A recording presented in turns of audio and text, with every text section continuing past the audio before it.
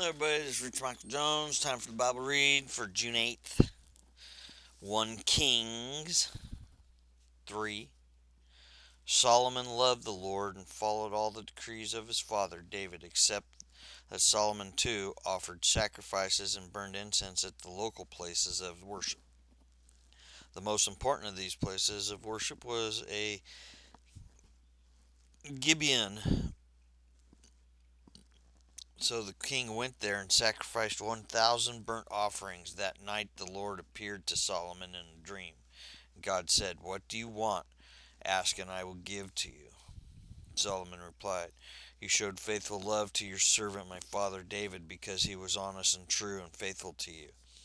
And you have continued your faithful love to him today by giving him a son and sit on his throne. Now, Lord my God, you have made me king instead of my father David, but I am like a little child who doesn't know his way around. And here I am in the midst of your own chosen people, a nation so great and numerous they cannot be counted. Give me an understanding heart so that I can govern your people well and know the difference between right and wrong. For who by himself is able to govern this great people of yours?" The Lord was pleased that Solomon had asked for wisdom. So God replied, "Because you have asked for wisdom in governing my people with justice, and have not asked for a long life or wealth or death of your enemies, I will give you what you have asked for. I will give you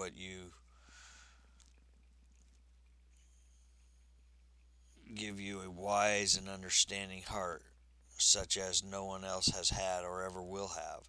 And I will also give you what you do not ask for, riches and fame. No other king in all the world will be compared to you for the rest of your life. And if you follow me and obey my decrees and commands as your father David did, I give you a long life." Then Solomon woke up and realized it had been a dream. He returned to Jerusalem and stood before the ark of the Lord covenant, where he sacrificed burnt offerings and peace offerings. Then he invited all his officials to a great banquet. Sometime later, two prostitutes came to the king to have an argument settled. "Please, my lord," one of them began, this woman and I live in the same house. I gave birth to a baby while she was with me in the house. 3 days later, this woman also had a baby. We were alone. There were only two of us in the house. But her baby died during the night when she rolled over on it. Then she got up in the night and took my son from beside me while I was sleeping. She laid her dead child in my arms and took mine to sleep beside her. And in the morning, when I tried to nurse my son, he was dead. But when I looked more closely in the morning light, I saw that it wasn't my son at all." Then the other woman interrupted, "It certainly was your son, and the living child is mine." "No," the first woman said, "the living child is mine, and the dead one is yours." And so they argued back and forth before the king. Then the king said, "Let's get the facts straight. Both of you claim the living child is yours, and each says that the dead one belongs to the other. All right, bring me a sword." So a sword was brought to the king. Then he said, "Cut the living in two and give half to one woman and half to the other." Then the woman who was the real mother of the living child and who loved him very much cried out, "Oh no, my lord, give her the child. Please do not kill him." But the other woman said, "All right, he will be neither yours nor mine. Divide him between us." Then the king said, "Do not kill the child, but give him to the woman who wants him to live, for she is the mother." When all Israel heard the king's decision, the people were in awe of the king, for they saw the wisdom God had given him for rendering justice. King Solomon now ruled over all Israel, and these were his officials. Azariah, son of Zadok, was the priest. Eloraph the Ahijah, the son of Shishah, were court secretaries. Josaphat, son of Helud, was the royal historian. Benai, son of Joda, was commander of the army. Zadok and Abiathar were priests. Azariah, son of Nathan, was in charge of the district governors. Zabud, son of Nathan, a priest, was a trusted advisor to the king. Aishar was manager of the palace property. Adoniram, son of Adbah, was in charge of the labor forces. Solomon also had 12 district governors who were all Israel.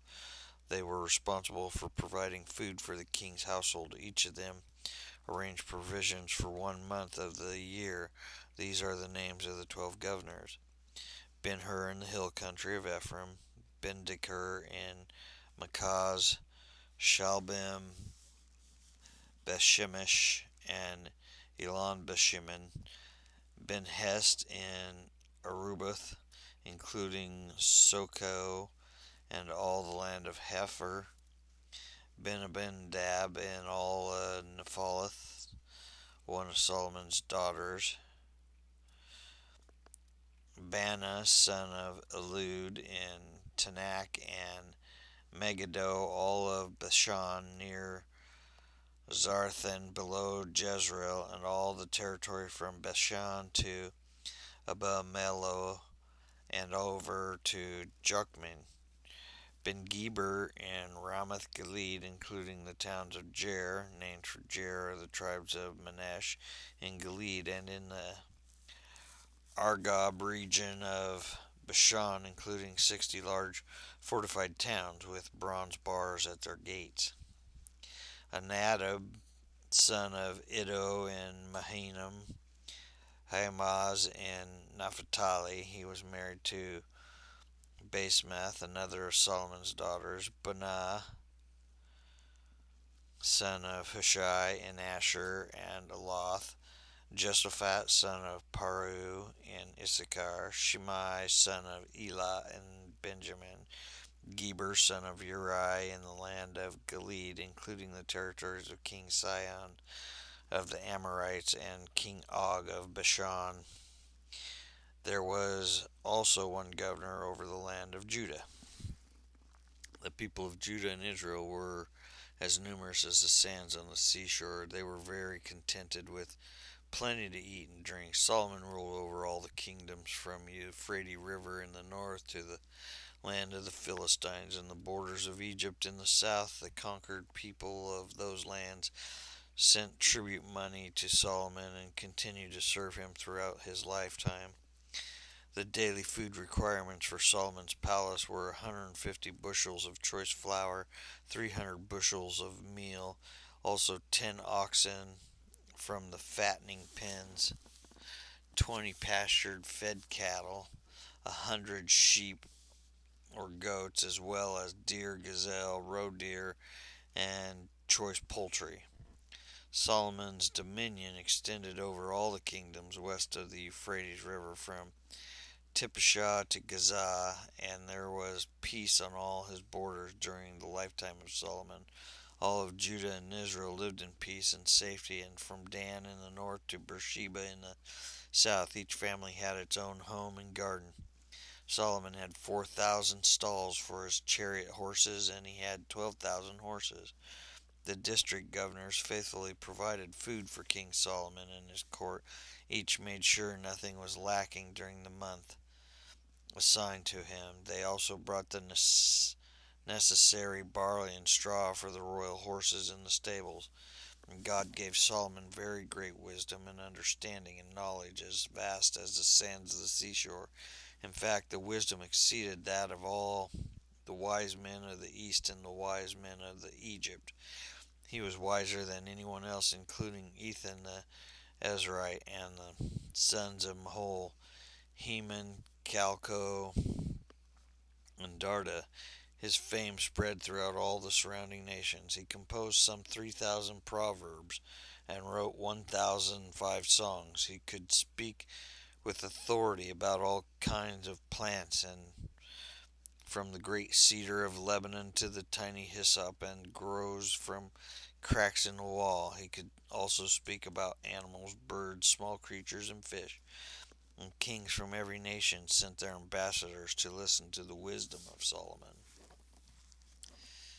And the second read is in Acts 6. Thank God for Jesus. But as the believers rapidly multiplied, there were rumblings of discontent. The Greek-speaking believers complained that the Hebrew-speaking believers, saying that their widows were being discriminated against in the daily distribution of food.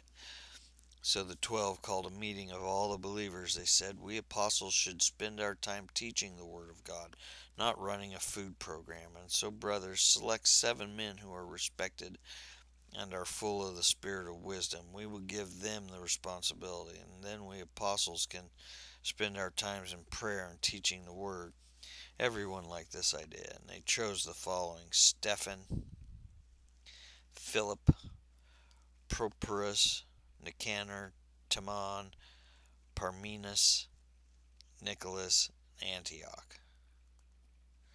These 7 were presented to the apostles, who prayed for them as they laid their hands on them. So God's message continued to spread. The number of believers greatly increased in Jerusalem, and many of the Jewish priests were converted too. Stephen, a man full of God's grace and power, performed amazing miracles and signs among the people. But one day some men from the synagogue of freed slaves, as it was called, started to debate with him. They were Jews from Syrian, Alexandria, Cilicia, and province of Asia. None of them could stand against the wisdom and the spirit in which Stephen spoke. So they persuaded some men to lie about Stephen, saying we had heard him blaspheming Moses and even God. This roused the people and elders of the teachers of religious laws, so they all arrested Stephen and brought him before the high council. The lying witness said, "This man is always speaking against the holy temple and against the law of Moses. We have heard him say that this Jesus of Nazarene will destroy the temple and change the customs Moses has handed down to us." At this point, everyone in the high council stared at Stephen, because his face became as bright as an angel's. In Psalms 126, when the Lord brought back his exiles to Jerusalem, it was like a dream. We were filled with laughter, and we sang for joy. And the other nations said, "What amazing things the Lord has done for them." Yes, the Lord has done amazing things for us. What joy! Restore our fortunes, Lord, as streams renew the desert.